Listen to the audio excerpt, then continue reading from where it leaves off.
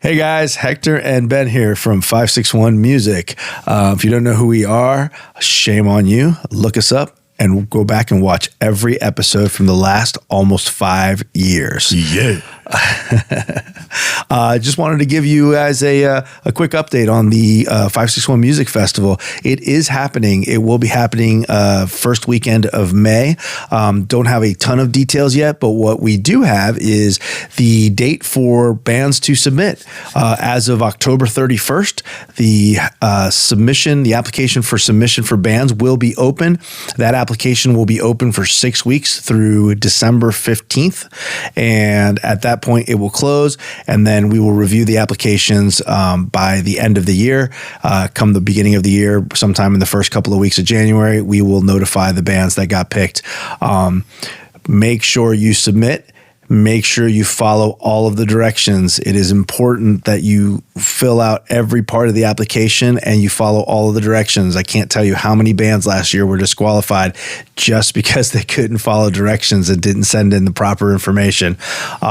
So that being said, fill it out properly. October 31st, the applications will come out. You'll have 6 weeks to get that into us. Obviously, early bird gets the worm, so the sooner you get it filled out and sent to us, the earlier you get on our radar, the better for you.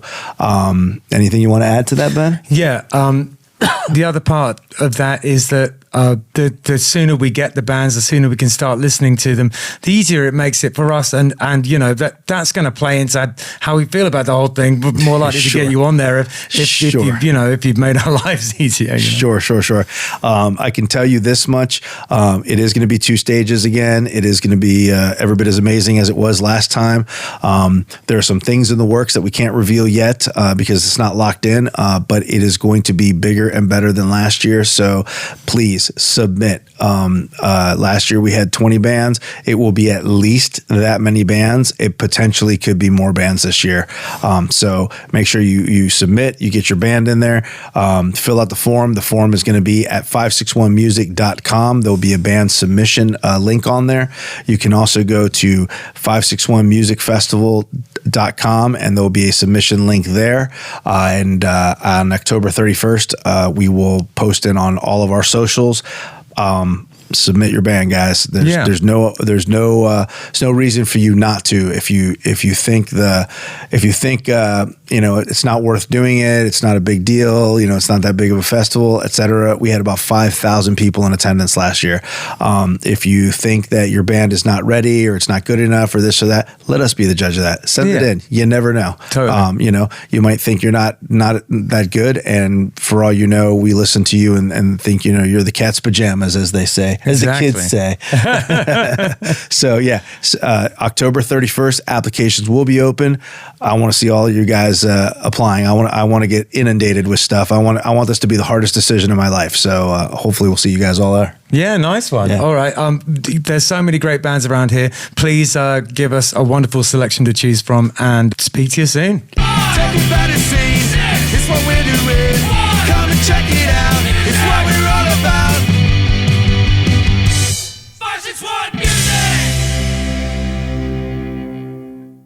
Welcome to 561 Music. My name's Ben. And I'm Hector. And how are you, my good sir? I'm doing all right, man. How you doing? I'm good. I'm actually very good.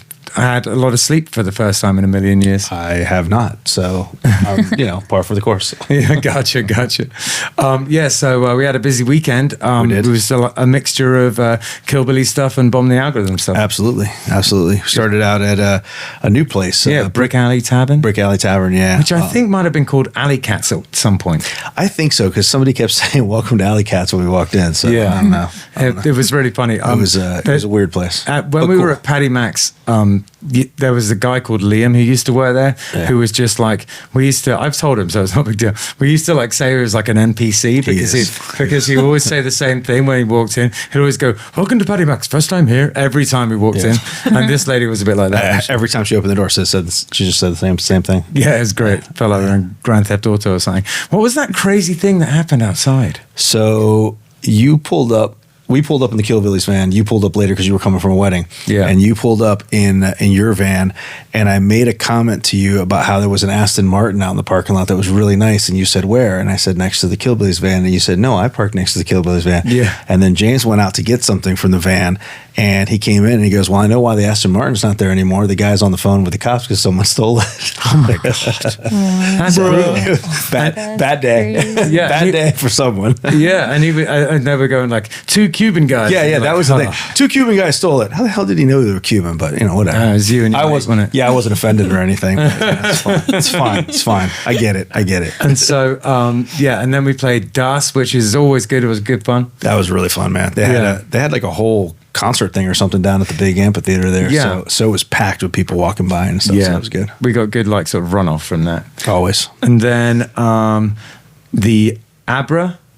Yeah, the Abra in Melbourne. Yeah, that was the first one, wasn't it? Yeah, that was Sunday. That was great, except I left my amp there, Yeah. so I've got to go back to Melbourne tomorrow. Which And sucks. that was Bomb the Algorithm. Yeah. So that was a fun show. We played with a band from Chile. Yeah, that's right. Yeah, they were called Germinar. Yeah, and they were really, really, really good actually. And Gabriel was speaking Spanish to them at the end. Yeah. And I Oh, this ran is up funny. and I was joking around with Gabriel and I said, holy crap, Gabriel, you speak Spanish? And I said it in Spanish. And the guys all flipped out. They're like, bro, you speak Spanish too? Like, Yeah, why but didn't they you were say doing that- they were like, why didn't you say anything to us? They did that Sorry. thing as well where they where they were going like, do you speak Chilean? Oh yeah. It wasn't they were saying, do you speak Chilean? I said, yeah, Spanish. And they're like, no, Chilean. yeah. I still don't know what the difference is, but Yeah. It's very it different. sounded like Spanish to me. Totally. And then the last thing was Propaganda on Tuesday. Propaganda on Tuesday. Last night. Yep. Supposed to be a show with the Kilograms. Unfortunately, they had a family emergency, so they couldn't make it. But the Raging Nathans came and they killed it. Yeah, it was great. fun. We're going to see them at Fest this We are weekend. going to see them at Fest this weekend. Yeah, good times. Yeah. All right, so we have Machine Poetry with us today. How's it going, guys? Good. Very good. Excellent. So it's Eddie, Steph, and Kim. Thanks for coming and talking to us today. Yeah, Thank you for having us. Thanks for having us. So could you give us a little bit of a sort of background on how the band came to be and like what sort of music it is and what inspirations sort of like got you to the point you're at as a band? So Eddie and I have been playing music for a while together. We became friends in high school. Yeah. And since then we've jammed and done open mics. And for a while it was just us two. And we got to a point where we just wanted to expand and start writing our own stuff. So we were looking for a drummer and we found Kim. Nice. Yeah. We go to FAU together, so that's Okay. how we found her. And since then, we had, I think, one meeting at an open mic. Yeah. Nice. And immediately we just kind of like hit it off. Like the chemistry was right, and we started playing music together. We found a bassist. The whole thing kind of happened like very quickly. Excellent. And I feel like we all have like very similar, but also very different styles. Yeah.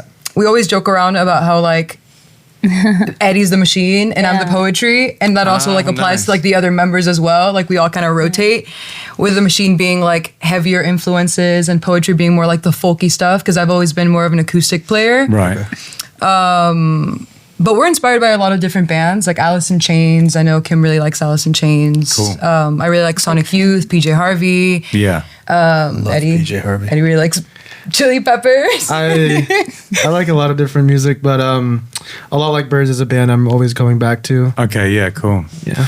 Yeah. The when he said like Sonic Youth and some of the more experimental things like that, that's from listening to you guys for a sec.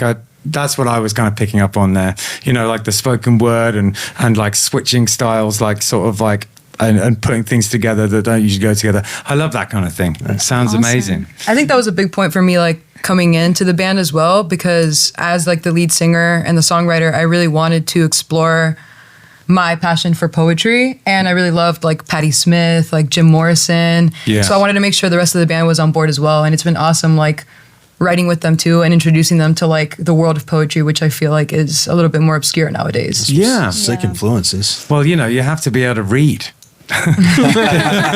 Exactly, and words do are you- important. Words are important. Yeah, exactly. You know, I feel like I love poetry as well, and I don't read enough poetry, but anytime I do, I'm always hugely enriched by it. You know, it's a wonderful art form. I have a friend Theo his like main thing is he's a poet. I just find that amazing.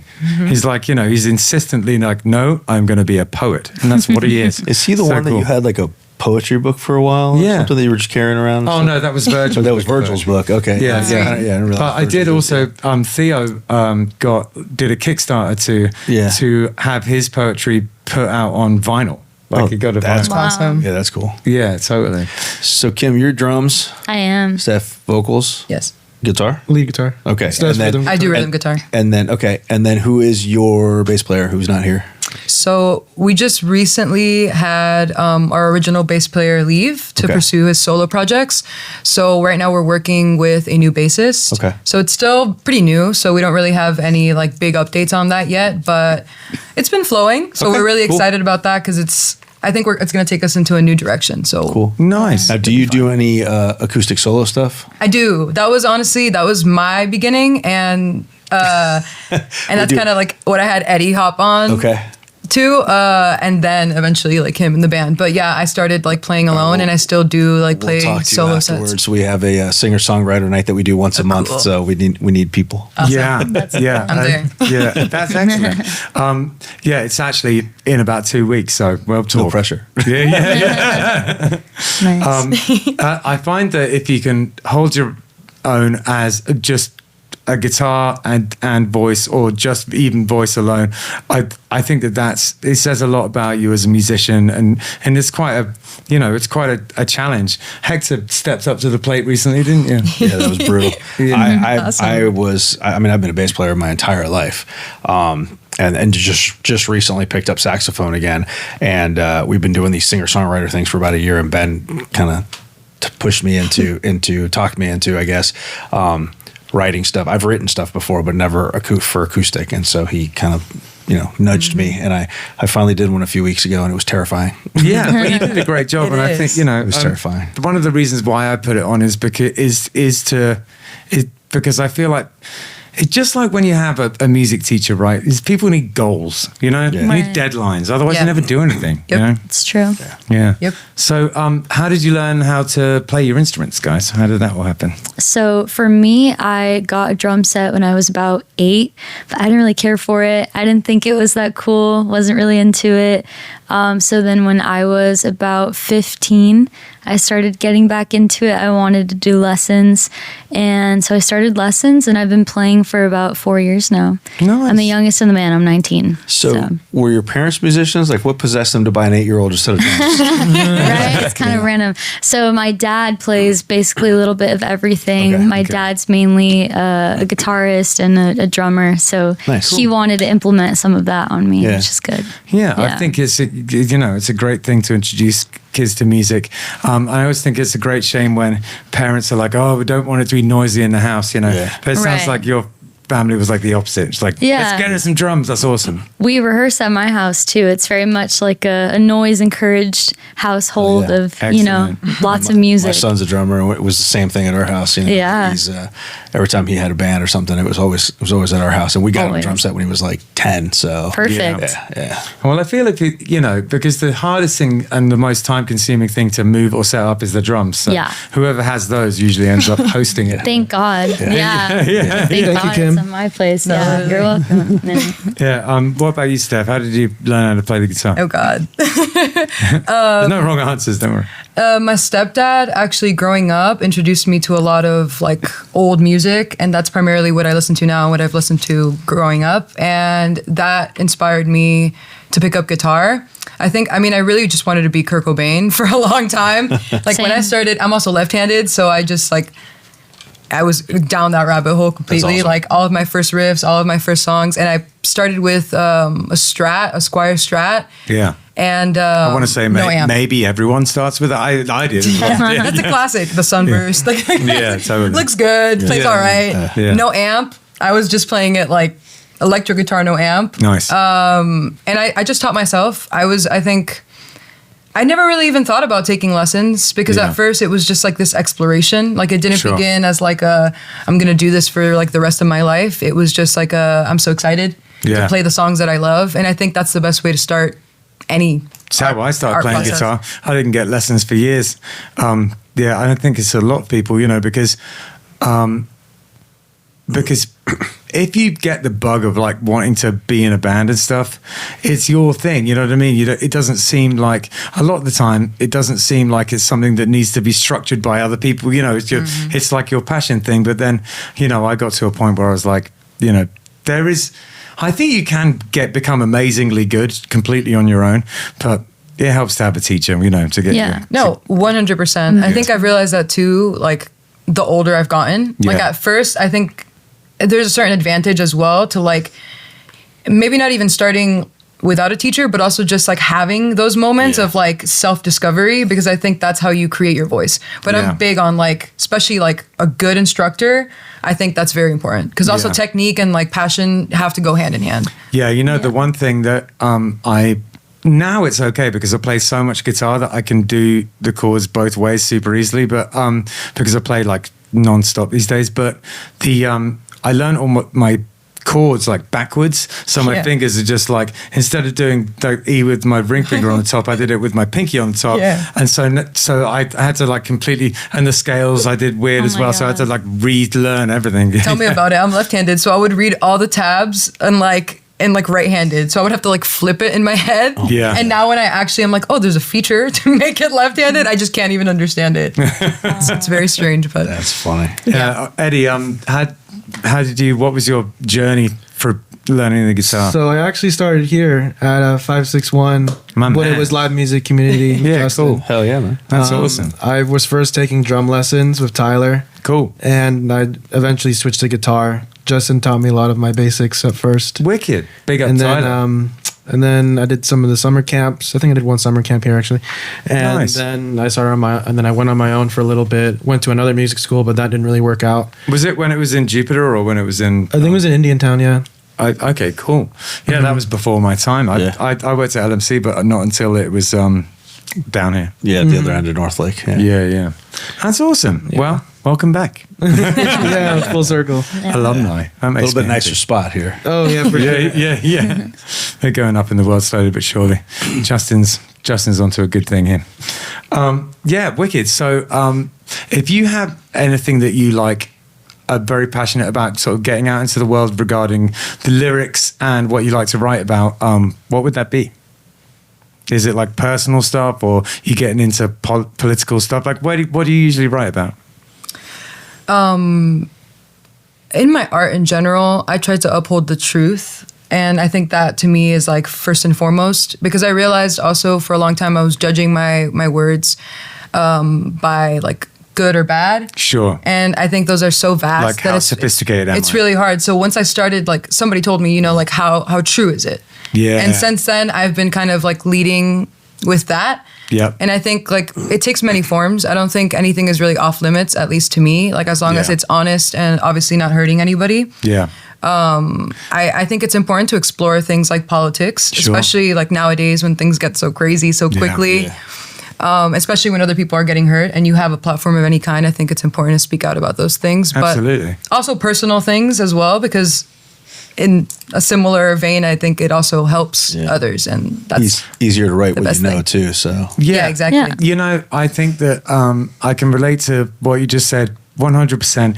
It alleviates a lot of kind of confusion and stress and kind of kid in a candy store thing. If you're like, I'm going to write what I know, the feelings that I want to explore, I want to have had, and like if I'm writing about a story, I want to have like some kind of first-hand experience of it. I'm writing about an opinion, I want it to be mine. That is definitely, it's not the only way to write, but it's certainly a solid way to write, and it's how I write. Yes, I really am a big fan of like the confessionalists, like the confessional poetry. Yeah, which is just like Anne Sexton, like Sylvia Plath, like those are my main women, and like I really love the I, because also, I mean, in speaking about yourself, you are also speaking about other people and everybody who's touched you in your life and everybody who you're speaking to, the audience. And I think that connection is the most important thing. Because if you don't have that, everything else kind of just falls flat. So yeah, one of my favorite moments of us playing Kill Billy show was somebody coming up to Ben at the end of the show and saying that it was a particular song, I guess, that we had played, and just saying how the lyrics resonated with them so much, and like it was what they needed to hear in that moment. And I was like, man, that's amazing. Yeah, it's the best feeling. I was going to say the same anecdote. Yeah. And the other one was like this weekend with Bomb the Algorithm. Kid comes up to me and he was like, you know, there was a song about, it's kind of like personal, political. It's like getting frustrated with someone who sees the world in a certain way. And the song's called Intervention. And this kid was just like, you know, that song is exactly what I want to say to this guy that I know. So I sent him the song. Oh yeah, because it's exactly what I wanted to tell him. So I just sent him the song. Pissed him off, but I sent him the song. Worth it. Yeah, I've done that to someone recently as well. Oh, that's the best. Listen to this. Yeah. I know. Yeah, but you know, I suppose it. From my end, and I don't know if you can relate to this as well. The reason why I write things like that is like better out than in. It's like a way of exploring the thoughts and feelings that I have, and kind of like, it's like a therapy, you know? Definitely. Yeah. I was talking about that today, just about being an artist in general and like why do it. Yeah. And I think that's a big part of it, is just like understanding the feelings. And I think when you're an artist and when you're called to art, it's usually because that's your main means of expression, you know, and in that way too, because it's so big and loud, especially when you're in a band, especially when you're making like rock music. Yeah. I think people hear it more, you know, and people can feel it more. And I think what I love so much about combining poetry and music is that they're both such powerful forces, and I speak to like such a subconscious like part of the brain. For sure. That it just like, you know, it tells you everything you need to know without even like saying it like outright, you know? Absolutely. And I feel like we don't have a huge amount of control over our lives, and no one does. And zero. And the just the ability to kind of create something which explains a certain thing about you, or a certain thing you want to project into the world, and say it with like force and bombast. It just feels so good. It does. You know, it does. It's in that moment you're controlling your reality. You know? You're like you're explaining yourself. You're getting across like how you feel. But I don't know, it's good. I read something today actually that said a poem is a machine made of God. And I really, really love that, because it was saying like God within writing is like you can neither erase something or add anything. So it's just like perfect. Yeah, and I feel like that's what I love about poetry as well, is that it's so concise and so stripped down to the point where there's nothing that you can add or take away. So it's just the exact feeling. Yeah. And it, like you said, you know, it's there forever. It's my friend Virgil died last year, and I have his poems, you know, and that's just like some pure little nuggets, some pure thoughts of his, you know, that I can go back and read, and he just comes right back to me through his poems. You know, it's lovely. Beautiful. Yeah. Awesome. So do you write are you mainly the lyric writer, or? Yes, I primarily write the songs. Sometimes like we've had sessions that I've really enjoyed, like asking them for certain words. And like I always make sure to like emphasize the words and sort of like help them understand it if they can't, or like resonate with it in a way. Like we always talk about like, what does this song mean? Is this a love song? Is this like a feminist song? You know, what are we speaking about? Because I think a big part of it is them as well, you know, like there's my words are my words, but without them there's no power behind it, you know. That's what I love so much about the band. It's just like the ultimate outlet. You know? Absolutely. So do you keep like journals, or do you keep like lyrics in your phone, or how do you do that? all of the above. Most of my anything that I write usually derives from my poetry. So like the songs, you have to format songs in a different way than you do poetry. So a lot of like that, I guess that goes into the process, but most of it like stems from poetry. And I keep these little black books. I've done it since like early high school. Okay. So I have like a stack. They're like, keep they look stuff like in your little phone Bibles as well, or yeah, I love the notes and notes app. stuff? Do you I have- love the notes app. Do you have your phone with you? Yes, I We're do. gonna play a little game. Pull your phone out. No. Yeah. No. Yeah, the first little bit. It doesn't have to be anything. You just have to don't pick think something about it. randomly with your eyes closed and just read me 2 lines. That's all I want. Is just God. two random Should I go lines. specifically in my poetry? Yeah. Yes. 'Cause I have a folder. Yeah. You know. That's really funny. Wow. Okay. Not to put you on the spot, but I'm going to put you on the spot. Oh, I'll read this. This one's actually good. There you go. So, thank God. Don't cry, pay attention. Even poor, we are rich in divine intervention. Oh, there you go. That's beautiful. Yeah, I like that. Nice. Yeah. Well Nice done. little one-liner. Well done. Yeah, absolutely. That's a scary one, though. That's the best. We do this all the time, and that's the. I think you might have won You the gotta game. make them do it too. I mean- I know Oh, they yeah. have stuff on their notes app. I mean, listen, we had a guy on here Eddie, that go wrote about first. like poop and stuff, so that was a Oh little my bit better. God.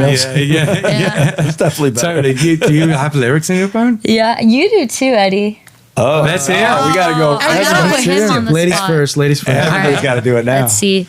I do write. We do contribute kind of what Steph said. Yeah. Eddie and I contributing to some sessions, but obviously what Steph said, circling back, she does, mainly write most of our lyrics, but it is a special thing when we come together really as that Yeah. group and put our own kind of insights on things. And the melodies and the rhythm as well, like dictate a lot of what, you write how the it. words Yeah. get arranged. So like when we change, like I love working on melodies with Kim because Kim and I will sing together sometimes too, and that really helps me with like the writing process. What is the writing process? Do you guys start with lyrics, or do you guys start with music, or?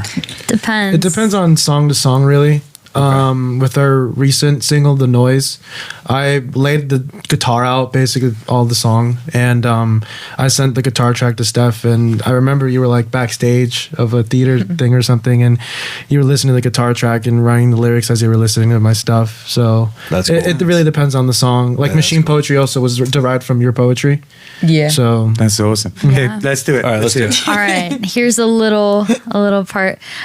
So I said, I don't sleep to dream, save your grace through me. Floral fantasy caves in, crashing tidal waves mark our stay. Very nice. Excellent. You guys are very sophisticated. Right. I love it. All right, let's hear it, man. all right, this one's very short.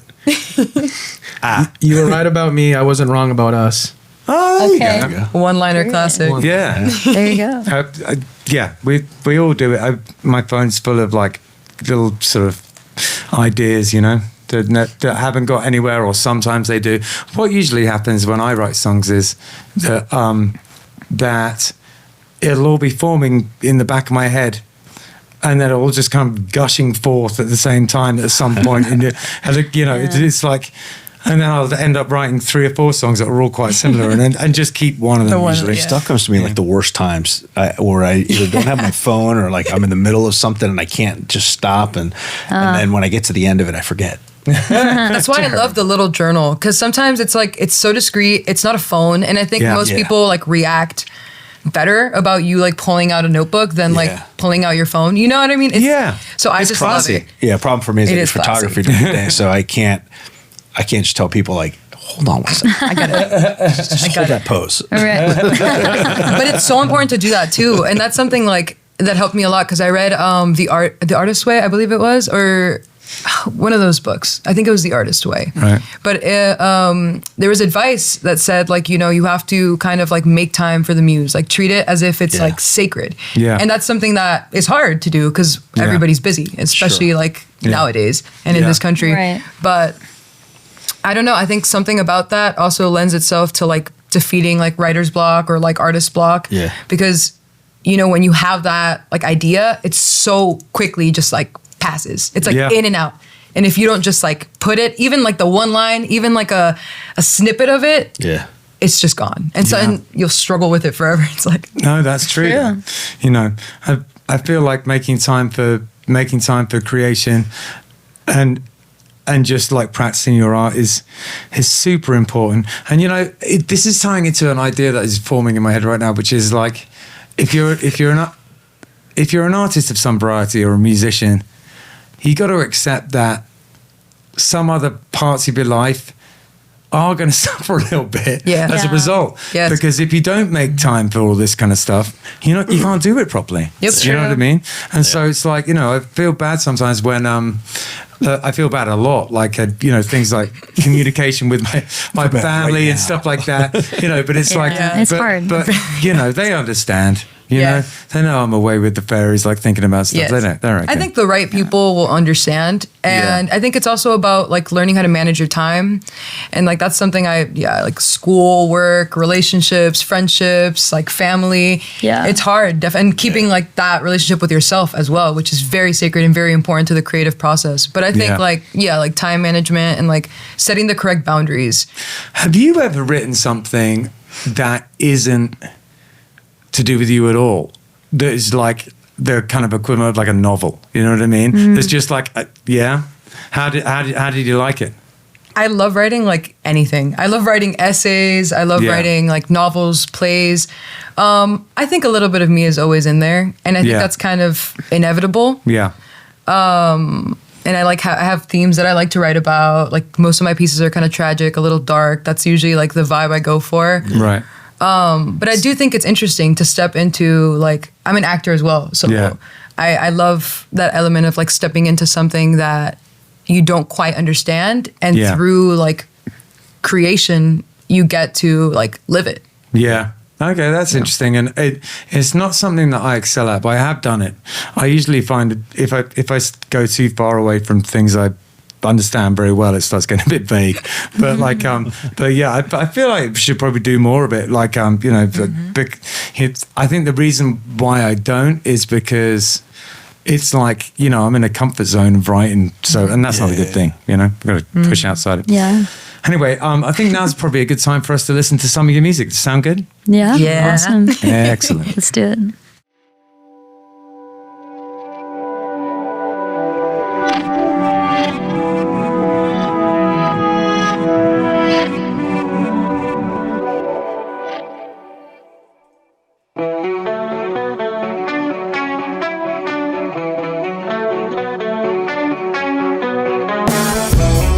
I'll never make it up that hill. Never have you listened to my voice, never have you listened to my will. Oh, I see you boys, you do it so well. Each note I play, it feels like hell.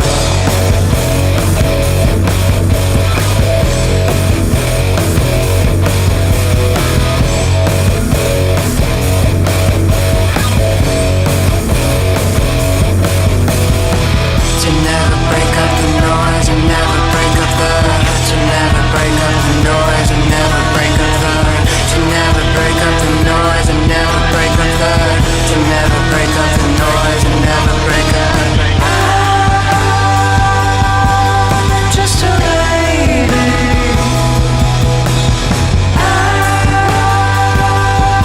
I need you to save me.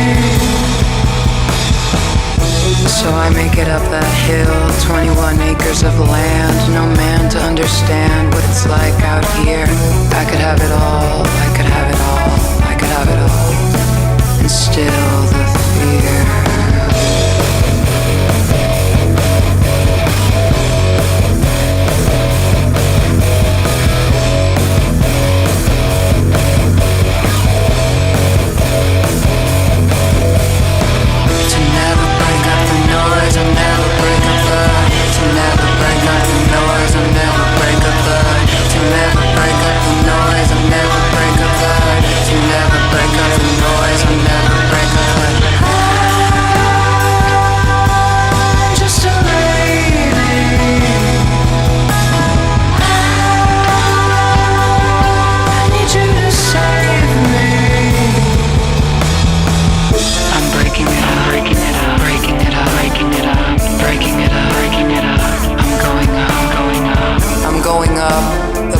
Sands rise from his eye to your eye. I see my end. Will you let me make the music? Will you give me one more hour? Sunken, stolen symbols from your mouth gone sour. Will you give me just a verse and surrender me your power, that I may break up the noise and make it louder, louder, louder, louder.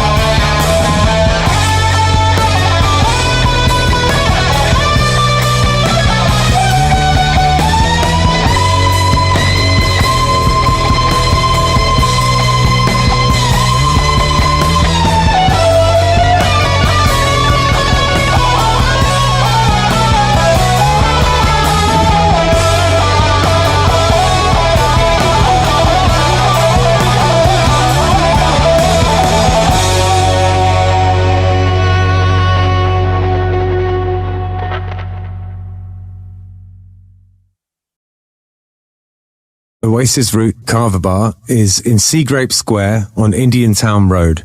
And it is a Kava bar. If you don't know anything about Kava, it's a Polynesian root that you grind up and you mix with water. And it has been in Polynesia for potentially thousands of years. It's an old thing that they used for kind of ceremonial and also sort of leisure purposes. It's meant to be something where, that brings people together. You all take a shell of kava and chink them together and say bula and have it together like that. It's meant to be something to bring people together.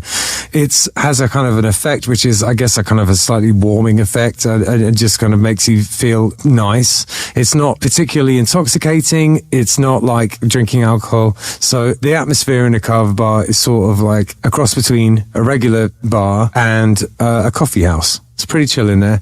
You get all sorts of different types of kava bars. Some of them are more like a club, there's sort of like blacklight and EDM playing.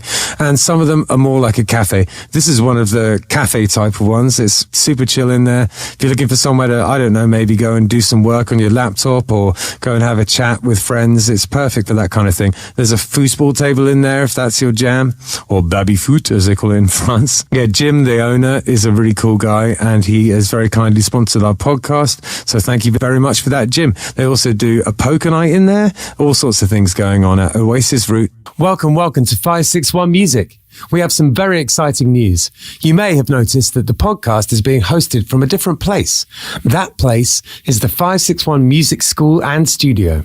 Justin Hucker has changed the name of his school from Live Music Community to 561 Music School and Studio. We have joined forces and now everything has the same name. The podcast, the festival and the school are now all under the umbrella of 561 Music. If you've been listening to the podcast for a long time, you will know that every week in this spot, we used to do an ad for Live Music Community. Now, Live Music Community has become 561 Music. We are still on North Lake Boulevard, but we have moved to 524 North Lake Boulevard, Suite A, North Palm Beach, Florida. It is east from the old location, and boy oh boy is it an upgrade. We now have a studio that is far bigger and more advanced. Bigger lesson rooms and 3 big spaces for recording bands and practicing. We now offer more opportunities for recording your band and provide more practice space to hone your skills. The heart of 561 Music School and Studio is still tuition. We train both young people and adults one-on-one and also in groups to be real bands, teaching you how to play your instrument not only by yourself but with others as well. We help you learn to write and record a song, how to brand and market your band, how to design and produce merchandise, how to get shows, how to act at shows, how to perform, how to organize tours, how to reach out to labels, the ins and outs of protecting your intellectual property, and much more. 561 Music is a one-stop shop for all your music and performance-related needs. We are also set up to help you record music videos, how to manage social media, how to create content for social media, and everything that is required of a person trying to break into the music industry in 2025. Come by the studio at 524 North Lake Boulevard in North Palm Beach and check out the new digs. We are online at 561musicstudio.com. Fill out the form online and come for your free first trial lesson. We are open daily by appointment or just walk up and say hi. We're here most days of the week from 3 p.m. for walk-in inquiries. Come by. It's just so awesome, this new spot, and we're all incredibly excited to be here. Okay, so we were just listening to the ad for 561 Music, and every single episode, I ask the guests, do you have any advice for people going into the arts or aspiring musicians? And why don't we just go down the line? Why don't you take it, Awesome. Kim? So I would say do everything for yourself. Do it for yourself. You're the one that you're channeling, kind of what Steph said too, that inner artistry, that passion that you have. And I think it's also really important to surround yourself with people that you admire musically, but also just with personalities. For sure. And that's why I love them. I love these guys. They're awesome. Yeah, man. Yeah. I love that. They're cool. I start becoming the people I'm in a band with. Yeah. Oh my God. That's what happens with us. For your sake. We morph into like the same person. Yeah. It's pretty bad. No. It happens to me real bad. Yeah. Anyway, what about you, Steph? Something that I have been thinking about a lot is making time to play. Play meaning like just like have fun. Yeah. And that's something that kind of gets lost along the way as we like age and as we take our careers to the next level. And since starting the band, that's something that's been like definitely a common theme, you know, because it becomes work in many ways. And it is work. It's a business. 100% It's a business. There's two other guests that we've had over the years who've mentioned play, and you know, in the childlike sense, and I love it. Any time anyone does, because it's absolutely true, and that's where the wellspring of creativity comes from. It's where it's your imagination, and you know, at the end of the day. And I couldn't agree with you more. That's a wonderful piece of advice. What about you, Eddie? Practice. Yeah. Practice your instrument. Yeah. That's all. I don't like your advice. He could tell he's You want me to do what? He's 561 music alumni. He knows what he's doing. He's practicing his instruments. I mean, obviously, play is a big part of it. You know, have fun with it, but you know, really put time into it, because there'll be days where I'm just playing. I'm not really practicing. I'm not really learning new skills. I'm not really learning a new technique or practicing like a certain rhythmical section. Sure. So, How often do you guys practice individually and as a group? We haven't asked that in a while. That have we? depends. as a group, like we try once a week. Okay. You're nice. But I mean, I try to play every day. I haven't really been playing as often. Okay. I'm actually learning Lamb of God. Oh, there you go. Awesome. Now you've got something to die for. Please, everyone, learn that song. It's so good. That's awesome. How often do you say you play your guitar? I try to do the same. I honestly just can't go without playing it. Like, I can't go that long without playing it. I go a little crazy. Right. I'm sure you guys relate. Like, it's it's right there. I'm like, I have to. I should do other things, but I have to. But I do so many things. Like, I act, I write. I like to do photography. I like to do, honestly, like every art. So sometimes like one suffers more than the other. So it really just, it depends. And that's something I relate to a huge amount at the moment. Trying to do an animation at the moment is taking over everything. You know, I'm down that entire life. I call it like eras. Like, there's like stages and there's a time for everything. And I don't know. I think as long as you're good about like getting back to it, that it's not a total loss. When you say every art, have you tried chalk art? Oh yeah. Hector is a very good chalk artist, and now we're kind of like his acolytes. I've sucked him in. I put chalk art. I was doing a lot of it. Like, I was doing like 30, 40 paintings a year. And I put it on the back burner for Killbillies. We were just playing all the time. And I just recently figured out how to bring the guys with me. Work on chalk art. So now we're like a Invite me multimedia next and then time. play the stage at the festival. Like, That's awesome. I'm there. It's been fun. That's awesome.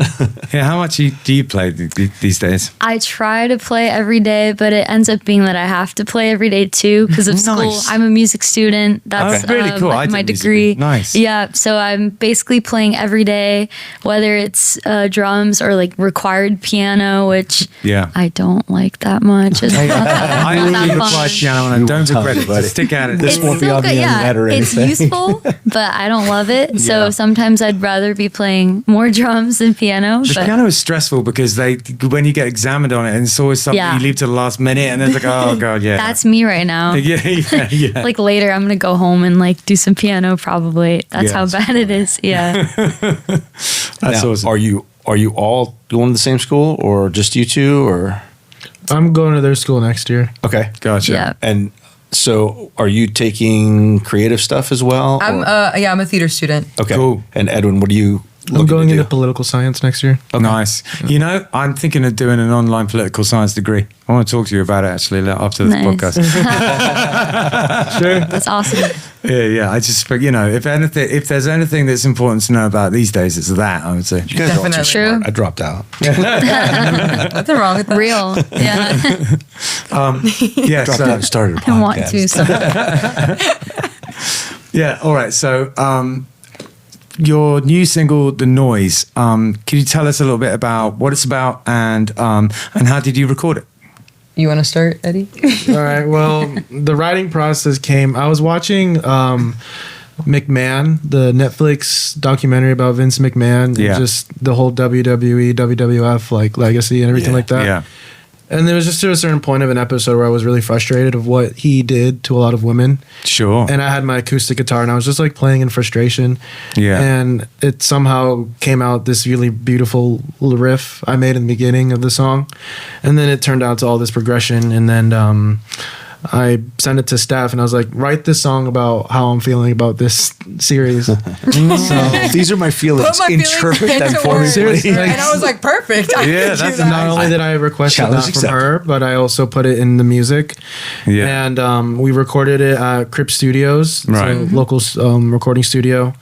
And we had our bassist Rich mix and master everything. Nice. Wicked.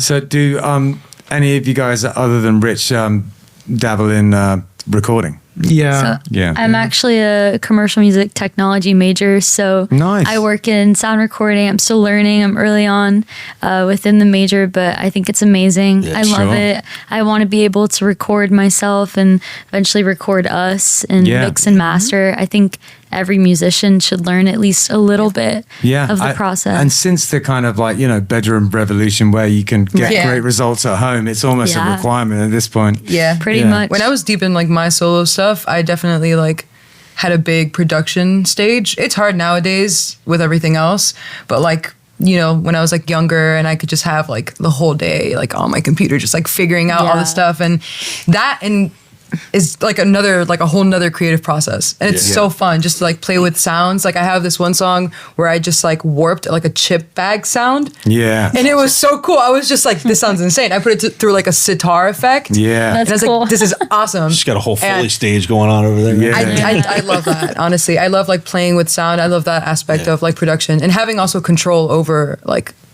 the final product as well is like a very beautiful thing, 100%. That's was always a big thing for me. That's why I wanted to learn how to do it, because it would always come out and you'd be like, that's not it. Right. Exactly. Yeah. And I mean, I feel like when you do it yourself, though, you have the opposite problem, which is you get so obsessed with it that you can't let go of it. But, Yes. You True. never finish it. Yeah, exactly. I've been there. Yep. But okay, that's interesting. Something that I was thinking about while I was talking to you is just going into this sort of the time we are in at the moment. You guys are perfect for it, because you got to do everything. It's unfair and it's a shame, but it's true. It's in terms of like, if you're going to make any kind of like a dent these days, you got to be like you got to have tons of strings to your bow. You got to be able to, the art and video making and music and content. Yeah. Oh, tell me about it. That's the machine in us, basically. Yeah. I'm on TikTok like every day and not by choice. Yeah. Yeah, sure, yeah. Yeah, pretty much. That's awesome. Yeah, one of the things that took a big load off us is getting someone to help us with the social media, and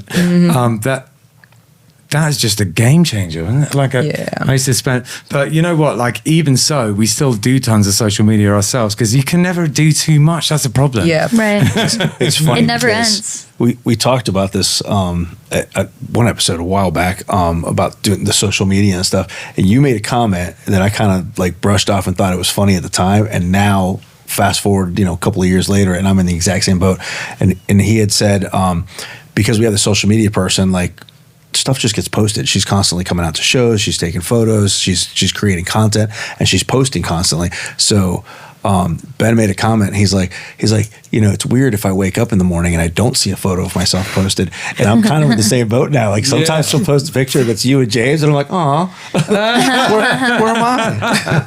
But it's a privilege too, honestly. And like, it's easy to complain about these things because it's like almost not a part of like what you really want to do, which is just like make the music, make the art. Yeah. But it's a privilege to like have this age of like social media where we can share things and like go viral, and then suddenly you have enough money to like go on tour or to get your like message out there. It's definitely. I think that the likelihood of getting to a huge mass market is probably roughly the same as it ever was, but getting small sort of like followings, is a lot easier now. Reaching new people, like people in other countries, people in other states. Like that's much harder without like what we have today. The resources but it's a double-edged sword, because if you if you think back, pre-internet, if you will, or pre-social media, you know, reaching people was harder.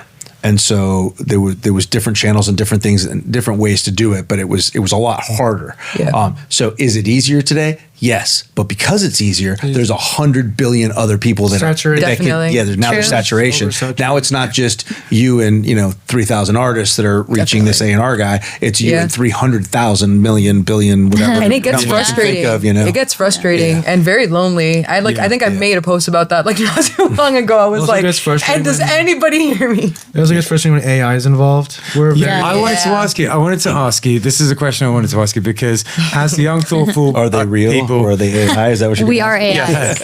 AI. like just because like you guys seem intelligent and you're at college and stuff. Like when it comes to AI in the arts, what are your thoughts on that? How do you feel about it all? It's not genuine art, I think. I don't- Right. Yeah. I think it's a big part of our name as well is like that conflict between like machines and poetry, and Yeah. like that's a big conflict we're having now as artists. Yeah. I think everything is a tool. So Yeah. I think like if you learn how to use it without compromising the authenticity, Yeah. then I can get behind it. Yeah. You know, because it already exists. Yeah. Are we happy about it? Probably Yeah. not. But like, Yeah. you know, we can still work with it. And in many ways, we are always working with machines anyway. Right. Yeah. So you can't really escape it. Yeah.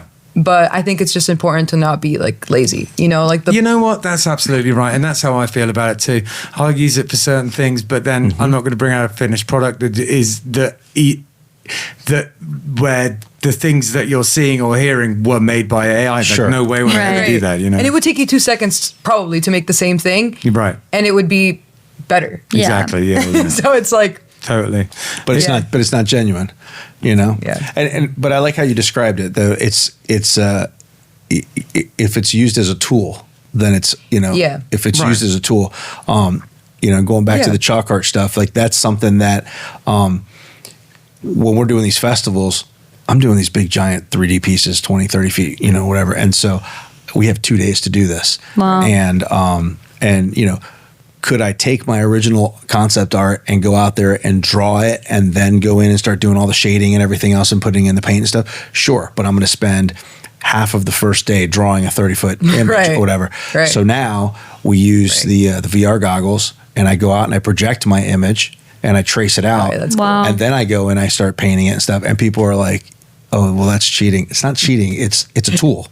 It's just a that's how I see it. Right. Is it's just it's a tool. It is a tool, yeah. And I'm not projecting some random thing. I'm projecting my concept. something that you Right. made. You Exactly. still created that. Yeah, it's like when I Right. write poetry, sometimes I'll look up like words that rhyme. Like, Sure. I'm a big fan of Rhyme Zone. Absolutely. Like Rhyme Zone! Rhyme Zone, sponsor me, please. I know, right? Sometimes It's I the think best. I'm the only person who knows about it, but apparently I'm not. sorry, like it's a little lazy, but I'm making the sentences, I'm making the poem, Sure. like I'm not stealing a line. And I think that's where it gets like blurry because I mean, in essence, that is what AI does. Yeah. Is like it strings together all these things that already exist. Sure. Yeah. But why cheat yourself of the process of doing Yeah. research, of Yeah. like picking up all these pieces and putting it together? Because that's part of it. That's part of being an artist. And totally. it should be exciting. It should be frustrating, but also like exciting. You're talking about just like the website that's been there for like 20 years, right? Rhyme Zone. I love that website. I've been using that And it for looks the exact same. Yeah. Like it's just like, It hasn't okay. changed. Yeah, totally. I bet I spend so much time in Rhyme Zone. Oh my god, Me too. I love that you like it. It's funny.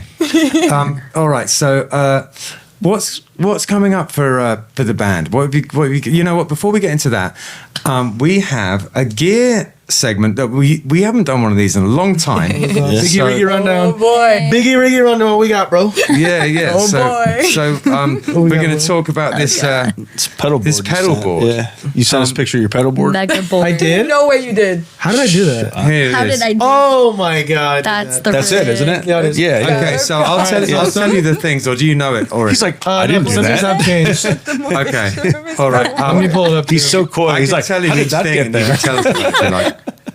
All right, so from the You got this crazy looking big mug. Unsolicited. Unsolicited. Got it right on his damn. All phone. right, right to How did that left. happen? I got the picture right here. Con 4K. All right, from right to left we have a mini crybaby. Yeah, Um, I got one of those. Pretty good. It's kind of been giving me some like hissing problems. I don't know if it's just like a loose solder. Or Throw it away, something. get a new one. Have you got the one that has a button on the side? Yeah, it's cool. a little, yeah. Next to that is a DJ Whammy Digitech, and then a D-Tune. Yeah. I use that sometimes. It's just convenient. We don't really do alternative tunings. We do drop D. Right, yeah. But I like to use that for the octave down effect on our last song of the night. Yeah. I sometimes use the whammy on an octave up or octave 2 up. The FM4 line 6 modulating thingamajig. That's just a bunch of like random modulating effects. Right. Next to that is the Univibe, MXR Univibe. I kind of use that to just add a little bit of wobble to like my classic. solos. It has a good boost to it too. The 6-stage phaser by Explorer. I kind of use that if I want to do like some Van Halen style tapping licks, whatnot. Cool. The chorus below it is the Pass Effects Chorus Assembly. It's the or ensemble. It's the not reissue, but like I guess like it's supposed to simulate the SE1, like the circuit they Right. had in the amp. Yeah. The jazz combo. Cool. Next to that is a microflanger, pretty simple. Next to that is a FE2 Boss booster. They no longer made that pedal. I actually sold it recently. It went up in value, so I'm kind of happy about that. Feedback boost, I could use one of those because I don't That's have sold. tons of gain on my tone. It's gone. I know. They don't exist anymore, Ben. I think that's replaced with I think I put a tuner on there, a Boss tuner. Next to that is a Fat Sugar, MXR Fat Sugar. It's supposed to be like a clone. Yeah, one of the bazillion clones. Yeah. Next to that is SmartGate. I'm actually trying to get rid of that. I'm not really happy of the I'm not really happy with the gate of that. Right. Next to that is a Plexi Crunch. It's a simple JCM 800 crunch. Yeah. On top we have synthesizers, a synthesizer pedal from Boss, tremolo. Where's that? Hang on, I'm looking for. Oh yeah. Mm-hmm. Yeah. What's that like? The tremolo? No, the synthesizer. Oh, it's insane. It has so many sounds. I can't even stick to one. I'm at some weird like I can't even describe it. It's like some like droning, almost Middle Eastern sound I have right now on it. And then I have a digital reverb delay from Boss RV3. Mostly use that for We've got one of those here. What? They sound great. We've got one of those. Oh yeah, I mostly use it for reverb, and then I have a Canyon, a mini Canyon next to that. I use that for looping and digital delay, and then I have a modded Big Muff that has some sort of like dial on it. Does the dial do anything, or does it? It is literally just to like see how loud it gets. That's it. That is the coolest Big Muff I've ever seen. Look at this. Look at that thing. Look at it. It's got like that big giant. Unfortunately, though, this pedal board has It's been like a retired. Geiger counter or something. I know. Yeah. Geiger counter, yeah. Retired. It's been retired, that pedal board. I'm no longer taking it out. Well, yeah. You know what? It's probably not a bad idea because, like, Yeah. you'd end up breaking it somehow or something. I don't want that to happen. Yeah, Or yeah. getting it stolen. That's cool. Yeah. Yeah. It's just a Yeah. huge It's all pedal board too gone. to get out. I take as long as Kim to set up. It's crazy. Yeah. That's funny. I'm in an acoustic band, Killbillies, and the size of my pedal board is embarrassing considering I'm playing an acoustic guitar. I got to chill. I play an acoustic You have to go bass one and I have a pedal. pedal board, so let's not even go there. Yeah, yeah. One pedal challenge, do one gig with one pedal. Oh my gosh. That's me. That's yeah. me every night. All she has is a Proclaim White Rat. rat distortion. Yeah. There you go. What would you have if you could only had to have one pedal? Oh God. Distortion. Well, I am technically using one pedal now. It's the ME50. Yeah. Those multi effects pedals. So Oh, Okay. that's cheating. That's cheating. That's cheating. that's cheating. One effect. One effect. distortion for sure. Yeah. I mean, right. That's what he said to me. He's like, "We're in a rock band, Steph. You have to have distortion." I was like, "Okay." You know what? I bought What her I that. would probably have, if I had to have one, is I'd have my amp right on the, like where if I had it on, my guitar on 10, I could get a gainy sound, and if I rolled it back, I could get clean. And then the pedal I'd have is like some kind of reverb delay. That's probably Okay. the way I'd go. Okay. Because then you got some options. It's like Van Halen. Yeah. Yeah. Yeah. All right. Well, Are you going to buy anything from his pedal board? Because usually when you look at the pedal No, board, you're like, I really like I'm that. going to steal his insane modded Big Muff. I think the muff. Yeah, I was saying. I was like, pretty passionate about that. Yeah, yeah. No idea why. He's like, Eddie, where do you live? That's why he asked. That's why he asked in the beginning. Speaking of stolen gear in Yeah, Florida. right? So how funny is this? My mum had a friend in where we live in England called Muff Corbett. Isn't that a weird name? Anyway, she was a lovely random lady. and It was just odd. a very Yes. embarrassing name. I don't think it meant that when in the 60s. I don't know. Who knows? Who knows? Probably did. Anyway, the thing I was going to ask you before we got into the gear stuff is what have you got coming up? What's happening next for the band? I think we're looking to do more podcasts. We definitely want to have more conversations. This is the only podcast. there's no other podcast. Sorry, guys. No, we got some options for you. We would never cheat on No, 5, 6, 1. We have options for you. Yeah, we actually know if you want to. You'll still. bring us back? Oh yeah. No, we have other podcasts we can recommend you for. Yeah. Okay. But we got there's a couple of great ones 561 actually. approves podcast. Stage. There's this one. Do you know the one? You got a list? Do you know the one? Stage Mom. We're doing you're that doing 2 that weeks. one Nice. as Oh, well. Oh, are you? Oh, Kim We is the are. best. Yeah. Yeah. We're excited for that one. My the best. twin. Yeah. Yes. Two Kim. That's awesome. So that, and we're also looking to do more songwriting, especially now that we're working with a new bassist. We want to see how that like influences our sound, and we're working towards ideally an album. We already have a good amount of songs, but Nice. now this is definitely going to like change the dynamic, and it's going to be very interesting to like string it all together. But that's pretty much our big project Sick. now. Yeah. All right. Well, keep at it. Any and- shows coming up or Yeah. anything? Any shows? TBA December 12th, Miami. That's all. Yeah, Okay, and, gotcha. In the works, and that's it. potential. What? Oh, Last Laugh next year, January, but that's next year. Yeah, we've been doing these cool events at Propaganda with this promoter, Nikia. I don't know if you guys have heard, but all this stuff happening in Propaganda lately has been really, really cool. So Yeah. Absolutely. Yep. They're doing a good job over there. I've been going to Propaganda for over a decade, and it's a home away from home at this point. I love that I place. feel like we've been there so many times lately. I know. Yeah. I literally walked in the other day and she was like, she was saying something about charging me rent or something. Yeah. that was Wow. me not too long ago, because Yeah. I've been doing tarot vending there too. Yeah. So I'm vending for events, I'm playing solo sets, and then I'm playing with the band, and I'm like, Nice. well, fourth night in a row at Propaganda. Ben and I are in like 3 or 4 different bands, and so I keep It's showing the same up. thing. I show up with an upright bass, and I show up with a regular bass, and I show up with a saxophone, and she's like, "Bro, like you know, I'm gonna start charging you rent." I have to say, imagine what it'd be like down here without Propaganda. Be That different. place is the reason we all spend so much time there is because there's not that many places like it. 100%. We need Yeah. it. Yeah. We need it there. Yeah. Like thank God for Propaganda. That's all I say. For sure. It's true. Yeah. All right. Well, listen. Thanks so much for coming. Really appreciate it. Yep. And Thank have you got you. anything you want to close this out with there, Hector? Yeah, I mean, we could talk about real quick. We have this weekend. We have O'Shea's Killbillies playing O'Shea's on Friday night. Killbillies playing Patty Mac's on Saturday night. Yeah. And then Sunday we're going up to Gainesville, man. We're playing Fest. Yeah. It's gonna be freaking Go rad. Gators. Man. Yeah. Awesome. It's going to Yeah, be it's gonna be awesome. really fun. It's gonna be really and fun. what's the stage we're on? Can you remember what it's called? Something about. No. Okay. It's something like about. Isn't it in? It's something to do with a warehouse or something No, like that. it's in a park. I can't remember. Doesn't matter. Anyway, I'll put it. Here you go. This is where we're playing. I use the power of modern technology.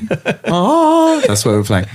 Thanks so much for coming. you so much. Thank you for having we will us see you next time. Sounds good. Peace. Peace. Everybody sings, it's what we're doing. Come and check it out, it's what we're